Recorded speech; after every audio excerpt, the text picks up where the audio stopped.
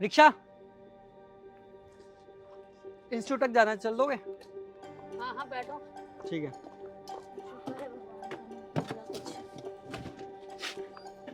चलो। Hello aunty, आवाज आ रही है आपको? हाँ जी हाँ बेटा बोलो। ऐसी क्या नौबत आ गई कि बुढ़ापे में आपको रिक्शा चलाना पड़ रहा है? बेटा बस अपनी बेटी की पढ़ाई पूरी करवानी है, उसके लिए कर रही थी बेटा। अच्छा, बेटी की पढ़ाई पूरी करवानी है। हाँ वैसे क्या करती है आपकी बेटी? बेटा वो पढ़ रही है। पढ़ तो रही है, लेकिन क्या पढ़ रही है? बेटा मैं अपनी बेटी को यूपीएससी की तैयारी करवा रही हूँ। तो इनके बच्चे भी अब यूपीएससी क्लियर करेंगे। अरे आंटी, अगर आपकी बेटी पढ़ भी रही है ना, तो अपनी हैसियत के हिसाब से उसको बोलो कोई छोटा मोटा कॉल सेंटर में नौकरी वगैरह कर ले। पता नहीं आजकल के बच्चे कैसे कैसे। और आप तो देखो, अपनी उम्र तो देखो आंटी, आपकी उम्र है ही रिक्शा चलाने लायक। बेटी को काम धंधे पे लगाओ, कहाँ यूपीएससी वगैरह करवा रहे हो? रिक्शा तो आपसे वैसे भी नहीं चल रहा। मेरा सपना था बचपन से वो कुछ अच्छा करे बड़े होकर। हाँ तो आंटी फिर ढंग से चलाओ ना, हमें लेट हो रहा है। उसी के लिए कर दे तो रिक्शा भी नहीं चल रहा आप लोगों से। बेटा वो पढ़ने में भी होशियार है और मैं तो पढ़ नहीं पाई थी, लेकिन मैं अपनी बेटी को जरूर पढ़ाऊंगी। अच्छा आंटी, आप रिक्शा तो चला रही हो, लेकिन आपको क्या पता कि आपकी बेटी यूपीएससी की तैयारी कर रही है? क्या पता कुछ और भी कर रही होगी, है ना?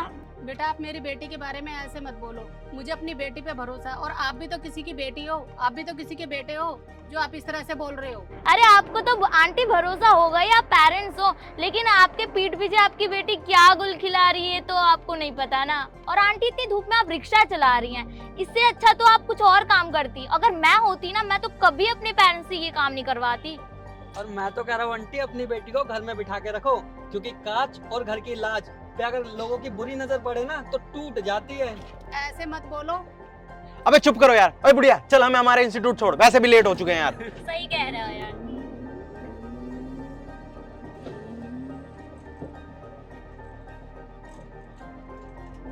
आपका इंस्टीट्यूट आ गया। हाँ हाँ पता है, आजा। कितने पैसे हो गए बुढ़िया?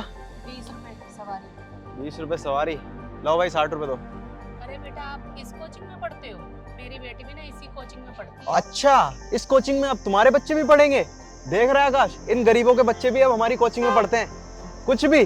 हाँ मैं इसीलिए दिनों रात रिक्शा चलाती हूँ, मेहनत करती हूँ और उसकी फीस के पैसे देती हूँ यहाँ पे। बे चुप कर बुढ़िया, तू इतना मत बोल। वैसे भी तूने हमारा टाइम वेस्ट करा है, और इतनी धूप में खड़ा करके और काला करवाएगी क्या? और बुढ़िया तेरी इतनी औकात नहीं है कि तू हमारे लेवल तक आए, और तेरे बच्चे हमारे स्टैंडर्ड के नहीं है, और मुझे तो बदबू आ रही है इस आंटी से। अच्छा ले बुढ़िया, अपने पैसे ले, और ये ले पैसे। ये कितने दे रहे हो? 60 रुपए बनते हैं, तुम कितने दे रहे हो ये? इतने ही पैसे बनते हैं। जो तूने हमारा टाइम खराब करा ना, 20 रुपए उसके काटे हैं, और हमसे ज्यादा बेइज्जती करवाना चाह रही है क्या? चुपचाप यहाँ से निकल ले। मेरे को भी अपनी बेटी को पढ़ाना है, आप ऐसे क्यों कर रहे हो? मैं मेहनत कर रही हूँ, मेहनत के पैसे ले ओ आंटी, तू इतना ही डिजर्व करती है, ठीक है? अरे माँ,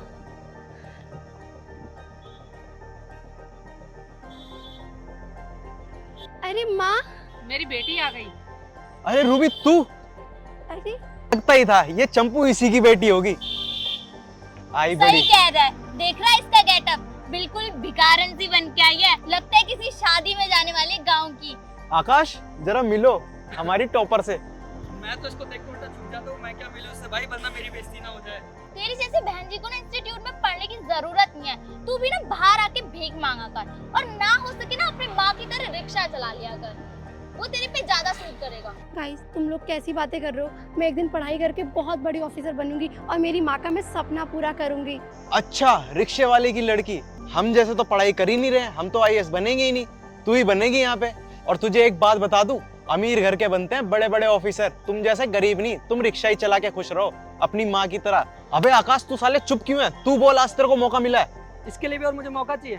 तू एक काम कर, पढ़ाई लिखाई तेरे बस की नहीं है, ये यूपीएससी वगैरह आईएएस वगैरह ये सब छोड़, और अपनी माँ के साथ ना एक रिक्शा चला। तू कहे तो तेरे को रिक्शा मैं दिलवा दूंगा, रोज के 500 रुपए दियो बस मेरे को रिक्शे के, ठीक है? और बाकी रिक्शा चला मजे से। और अगर रिक्शा भी ना चला सके ना, तो एक काम और है, तू किसी रिक्शे वाले से ही शादी कर ले, कम से कम 2 वक्त की चैन की रोटी तो खाएगी। यहाँ पे आ जाते पढ़ने के लिए ये लोग, हैसियत होती नहीं इन लोगों की, गरीब से तुच्चे लोग। आकाश, तुम ऐसे कैसे बोल रहे हो? प्लीज ऐसे मत बोलो। अरे गाइस, तुमने वो हिंदी में कहावत नहीं सुनी है कि जितनी चादर होनी चाहिए उतने ही पैर फैलाने चाहिए, और सपने ना औकात देखकर देखने चाहिए। पता नहीं कहाँ कहाँ से आ जाते हैं। अरे कविता, वो इन गरीबों को कहाँ पता है, ये तो बस हम अमीरों की बराबरी करना चाहते हैं। पर वो तुम बहुत गलत फहमी लेके बैठी हो, वो तुम कभी नहीं कर सकती। तुम दोनों माँ बेटियों ने ना हमारा टाइम खराब कर दिया, और इतनी धूप में वैसे भी काला और काला करा के मानेगी क्या? चलो।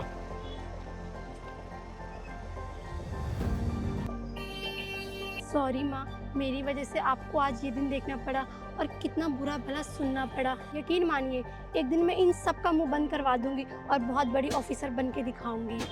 बेटा सॉरी तो मैं बोलती हूँ तुझसे, जो मेरी वजह से तुझे इतना सब कुछ सुनना पड़ा। नहीं, उसकी कोई ज़रूरत नहीं। मैं बहुत खुश नसीब हूँ कि मुझे आप जैसे पेरेंट्स मिले।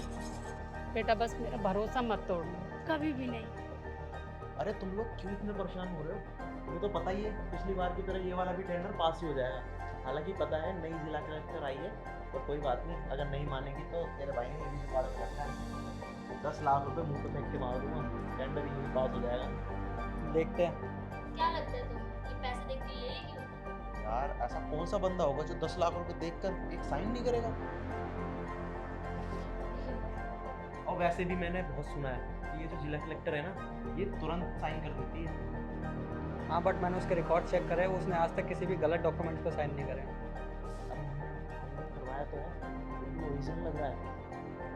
देखते हैं उसको। अरे तो फिर भी टेंशन नहीं है, टेंडर तो पास करना है। पैसे भी तो कमाने जरूरी है यार। सो हे गाइस, यस सर, आज के टेंडर के लिए आप लोग क्या क्या कर सकते हो? क्योंकि मैम आप लोगों के टेंडर में ज़्यादा इंटरेस्टेड नहीं है। सर इससे पहले जो मैडम थी वो तो हमारा आसानी से काम करा देती थी, और आप तो इस ऑफिस में बहुत ही पुराने हो, तो आप भी प्लीज कुछ करा दीजिए ना। अगर उससे बात नहीं बनती है तो मैडम के लिए कुछ सेवा पानी के लिए लाए। एक बार हमारी मीटिंग अरेंज करा दो, बाकी सर हम आपका भी कर देंगे। हाँ, लोग आईएएस ऑफिसर इन्हीं चीज़ों के लिए तो बनते हैं, आखिर उनका भी तो स्ट्रगल होता है। आई होप मैम समझेगी आप लोगों की बात। सर जल्दी करा दीजिए, थोड़ा सा अपना भी काम हो जाएगा। और हम मैम से मिलना चाहते हैं। मैम,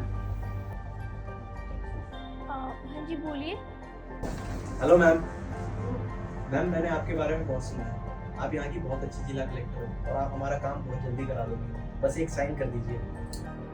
सेकंड, आप तीनों की शक्लें मैंने कहीं देखी हुई हैं। सही कह रही है, ये हमारे क्लासमेट। अरे रूबी, अब तेरे दोस्त कॉलेज के। याद आया कुछ? अच्छा रूबी, तुम क्या बात है, आईएएस ऑफिसर बन गए? ये तो बहुत अच्छी बात है, मेरा काम तो बहुत जल्दी खत्म हो जाएगा। और हमने रिश्वत दे दी। हाँ, बात तो बिल्कुल सही कह रहे हो तुम तीनों। टेंडर तो ज़रूर पास होएगा। एक सेकंड, पहले मैं अपनी माँ को तो बुला लूँ। मम्मी, क्या कहा था तुम लोगों ने कि रिक्शा चलाने वाले की कोई औकात नहीं होती, उसकी कोई हैसियत नहीं होती? आज इस मुकाम पे जहाँ खड़ी हूँ उसमें सिर्फ मेरी माँ का हाथ है। उन्होंने रिक्शा चला चला के मुझे पढ़ाया और यहाँ तक पहुँची हूँ, और तुम लोग मेरे पास अपना टेंडर पास करवाने के लिए आए हो। अरे रूबी, हमने तो इसलिए किया था कि तुम मोटिवेट हो जाओ। तुम ऐसे बस लोगों को उनके हुलिये से और उनके काम से जज करते थे। मुझे क्या कहते थे, बहन जी टाइप की। हाँ, इसको देख के तो ऐसा लगता है यूं कि शादी में जा रही है दिन दिहाड़े, कॉलेज आने की जगह। हाँ, अरे रूबी, तुम तो बुरा मान रही हो। हम तो बहुत प्राउड फील करते हैं हम तीनों, और हमारा काम भी हो जाएगा क्योंकि तुम हमारी दोस्त जो हो। और अगर उससे बात नहीं बनती तो मैं तुम्हारे लिए कुछ लाया भी हूँ। ये 10 लाख रुपए हैं, तुम्हारे काम आ जाएंगे। यार, दोस्त दोस्त के काम नहीं आएगा तो और कौन आएगा? वही तो, तुम जैसे लोग सिर्फ मतलब से याद करते हो लोगों को और मतलब निकलवाते हो। I am sorry aunty.